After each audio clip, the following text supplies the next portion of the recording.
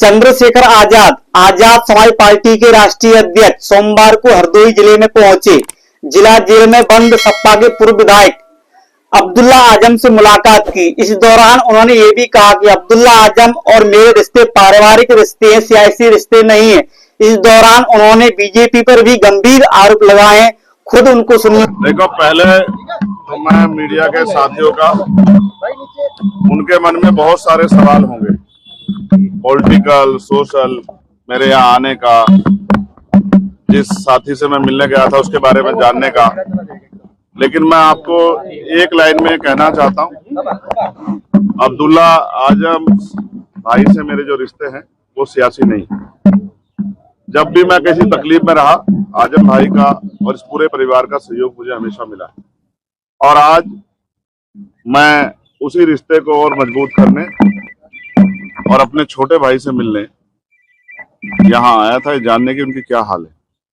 मुझे बहुत खुशी हुई। मैं सोचता था कि जेल में है तो परेशान होंगे, लेकिन जिस ताजगी के साथ मुलाकात हुई, इससे ये पता लगता है कि वो बहादुर आदमी अपनी लड़ाई को लड़ रहे हैं और जो हालात हैं वो उससे वो किसी छिपे हुए नहीं है। मैंने उनके मुकदमे को भी पढ़ा है, ऑर्डर भी पढ़े हैं, किस तरह की चीजों में उनके सजा भी पड़ी। मैं बस ये कहना चाहता हूँ मीडिया को के माध्यम से, जिनको कहना चाहता हूँ उनको चला जाएगा। सड़क से लेके और संसद तक हम इस लड़ाई को लड़ेंगे। हम इस लड़ाई को अकेले नहीं छोड़ेंगे, उनको, पूरे परिवार को, हमारा परिवार।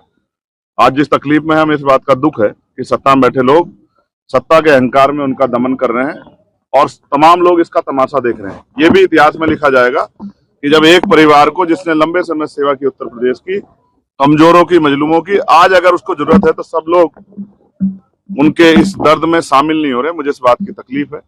और जिस तरह के फर्जी मुकदमे लगा के और तमाम चीजें, वादी कह रहा है कि मेरा कोई नुकसान नहीं हुआ है, सरकार कह रही है कि हमने कुछ खरीदा नहीं है, लेकिन फिर भी सजा सजा सजा, रोज नए मुकदमे, ये सब ये साबित करती हैं कि ये सरकार की देखरेख में हो रहा है। जब मौका मिलेगा, आगे ताकत बढ़ेगी, इन सारे फर्जी मुकदमों की जांच कराई जाएगी और फर्जी मुकदमे करने वाले उन अधिकारी कर्मचारियों का विशेष ख्याल रखा जाएगा जिन्होंने ये सब चीजें, इस अपराध को, ये गैर कानूनी है तो इलीगल है तो ये अपराध है, इस अपराध को खारिज करने में सरकार की मदद की। अब्दुल्ला से मुलाकात हुई और आज अखिलेश यादव भी रामपुर में जो है इनके परिवार से मिलना है, क्या ये इसका क्या मतलब था?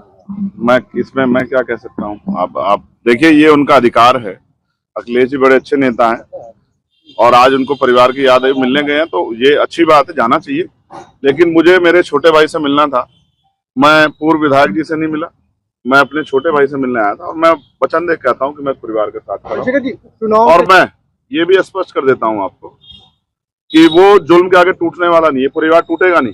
मैंने उनकी वालिदा को देखा, पूर्व एमपी साहब को, क्या हालात थे उनके मैं जानता हूँ। लोग बताते थे कि उठ नहीं पाती थी, 2 लोग पकड़ के ले जाते थे बाथरूम, तब भी उन्होंने इतना जुल्म सहा, सिर्फ इसलिए कि आजम भाई की पत्नी है। अभी आपने कहा कि कुछ लोग साथ नहीं दे रहे हैं, किसकी तरफ इशारा था? नहीं, मेरा एडमिनिस्ट्रेशन और जो सिस्टम है उससे मैं वो कर रहा हूँ। आप अखिलेश जी की तरफ मत ले जाइए।